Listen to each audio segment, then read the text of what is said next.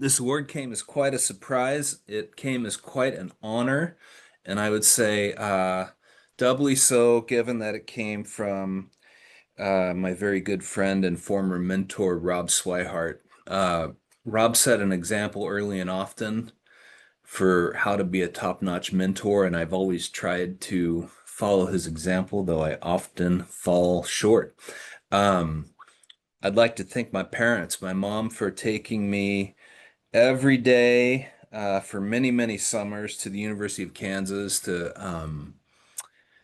go on these field courses in herpetology and aquatic biology. I want to thank my dad for having the creativity to invent a family feud game on African mammals that he hosted and for which I was the only contestant. That was pretty sweet.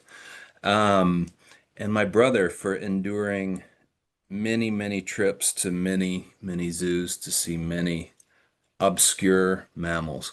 And they all tolerated lots of snakes and turtles and lizards in the house and in the window wells and in the garage over the years. So I'd like to thank them for that.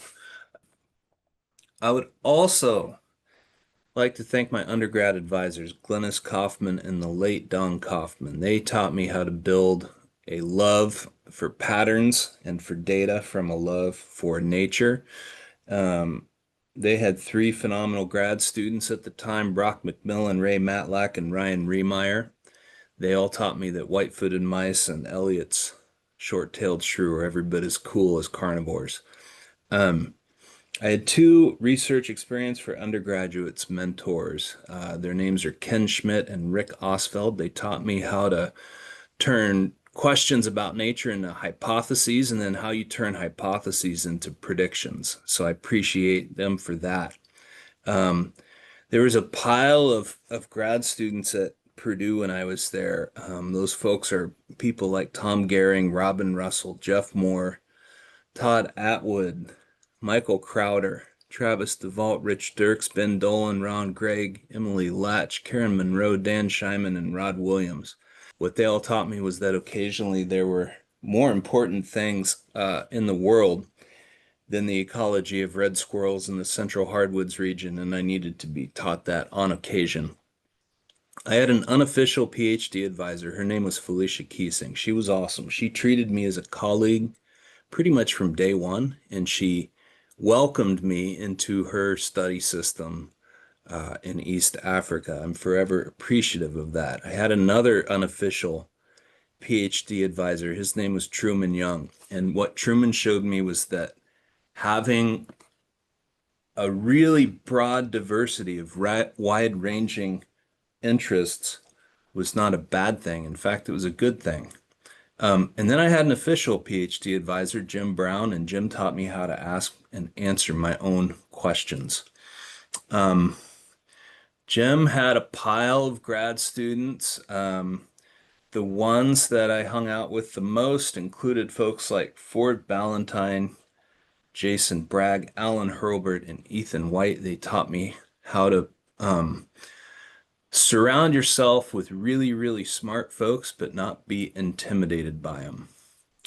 My postdoc advisor and close friend, Todd Palmer, he taught me how to conduct audacious experiments alongside observational studies.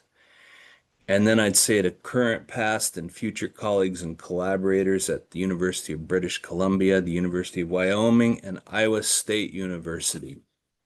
To my current and past grad students, Adam Ford, Janet McLean, Bridget Keneally, Stephen Inyaga, Abdullahi Ali, Brett Jesmer, Tobias Otieno, Caroline Ngueno, Brendan Oates, Saida Ismaili, Britt Brito, Jesse Alston, Brandon Hayes, Aloyas Wambua, Dadon Ngatia, Leo Hasoa, Douglas Kamaru, Annabella Hellman, Lane Jekyll, and Nellie Mayo.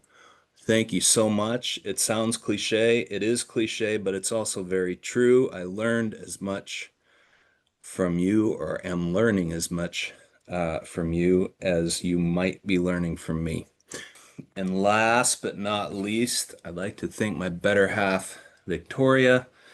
Also to baby Natalie, aka the Grublet, not only for their tolerance, not only for their support, but for their love. And also Artie, Ellie, and Maggie for their friendship. Thank you so much.